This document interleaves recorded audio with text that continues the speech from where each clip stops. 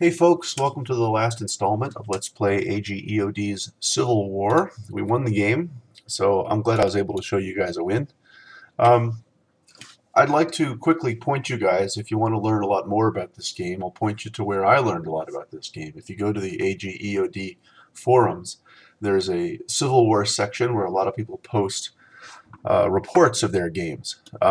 And I hope you don't think I'm an expert at this game. I'm not. There's folks on there who are really good at this game, and I totally recommend if you want to learn more, go there and read some of their reports, and you'll be amazed some of the things they could do. So the first thing I want to talk about in this recap is, like I said, I don't want you to think I'm an expert at this game. I'd like to point out the things that I need to improve on. Um, so you guys know that those are things that you could play with and things that you could do better if you play this game. The first thing I think I need to be better at is using my Navy. Sure, I used Farragut to take troops down to New Orleans, but that was sort of the extent of my use of Navy. Um, I feel like the attack on New York City and the problems we had in New York City and Harrisburg were in part due to the fact that I wasn't really dominating the oceans like I should. They were able to slip troops up the Chesapeake and get behind me because I wasn't blockading places correctly. So I should definitely do more of that. Let me point out uh, my river boats too. I didn't use these at all during this game. And you can use river boats to blockade river crossings. You can use river boats to with these transports to pick up troops and move them around. Uh, I'm sure the intent under this game anyway was to replicate what was done in real life. You use these river boats to move troops down and take Forts Henry and Donelson. Um, Transports act like supply wagons too. You can create depots with them. They'll draw supply for you. So uh, I think using navies is something I need to improve on. It's something I haven't played with much in the past, and I need to get better at it.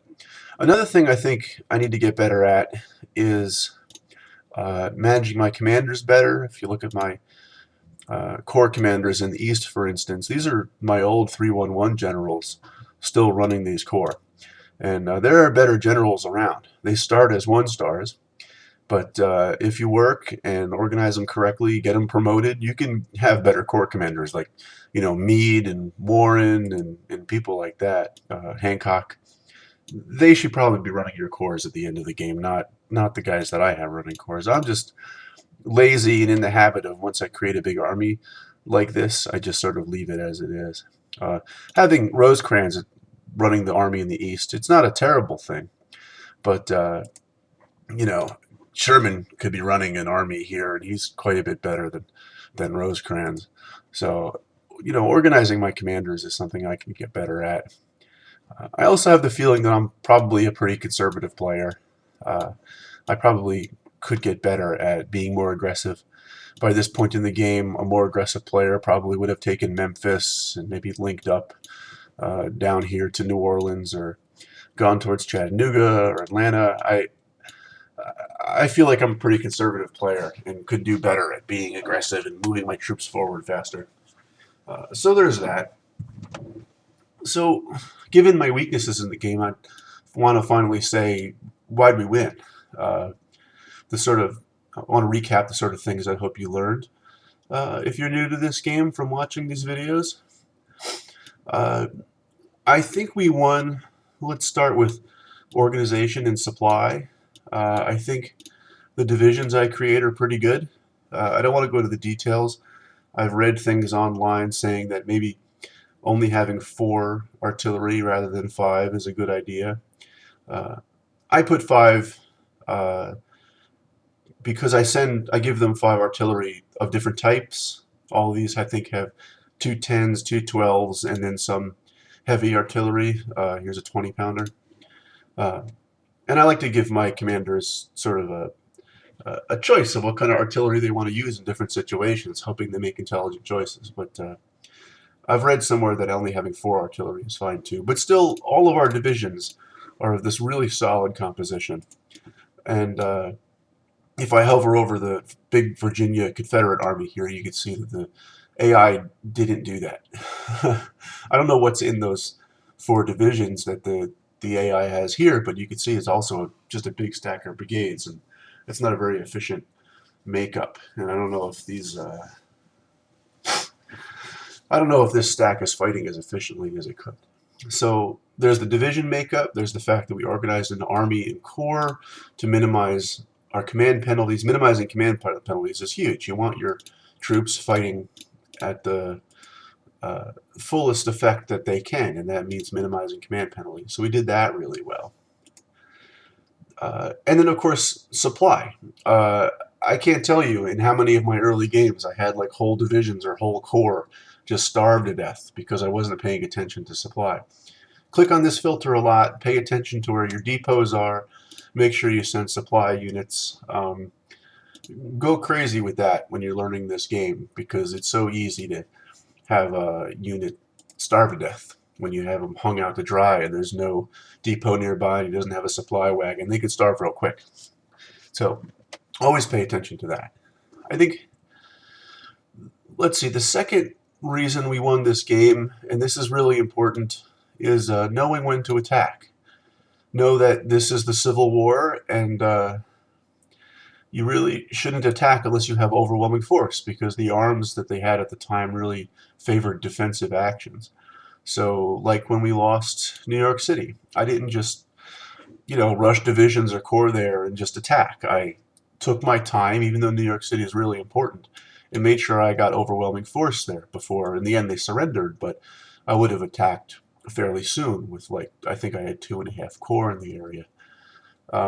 Make sure you know when to attack and when to defend. Defend your key points. Learn the intricacies of the AI. That he likes to attack Pittsburgh, so maybe put some defenders there, etc., etc. But learn when to attack and when to defend.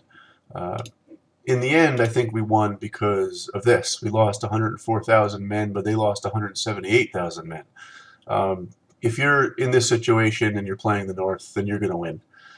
Just knowing when to attack and when to defend, minimizing your losses while trying to inflict a lot of losses on them. And if you do that, you're going to win. So I think knowing when to attack and when to defend is very important.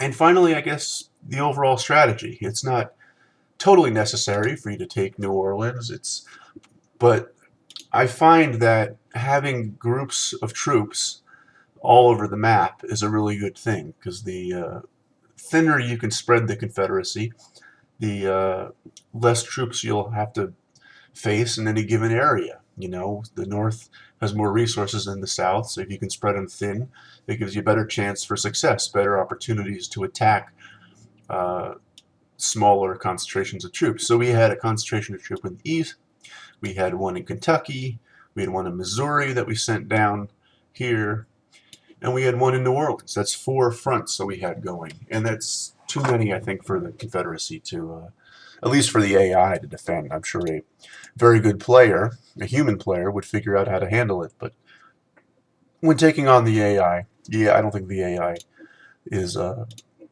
smart enough to really adequately cover all these fronts. So, we had some problems here in the East. It was slow going here in Kentucky, but we were able to take Vicksburg from the South because the AI couldn't cover all these fronts at once. So I think those are the reasons we won this game. So I hope you guys take away maybe some lessons from that to help you guys out if you pick this game up and decide to give it a go. Maybe those lessons will help you start out. Like I said, I'm by no means an expert at this game, but I think I've learned a few things. I'd like to pass them on. So that's it. I tell you, I had a blast making these videos. I couldn't wait to make the next one. I don't know if anybody's going to watch all these videos. It's like 7 hours of videos I ended up making in the end, but I wanted to go into a lot of detail and show you guys a full game. There's no limits on my uploads to YouTube, so I figured, what the heck, you guys can watch them or not watch them if you want. But if you watched them all, beginning to end, I tip my hat to you. That's a lot of watching. I know it too. So anyway, I had a lot of fun. I hope you guys had a lot of fun. And I will say, I guess, one last time to end this video, thank you very much for watching. And you guys take care.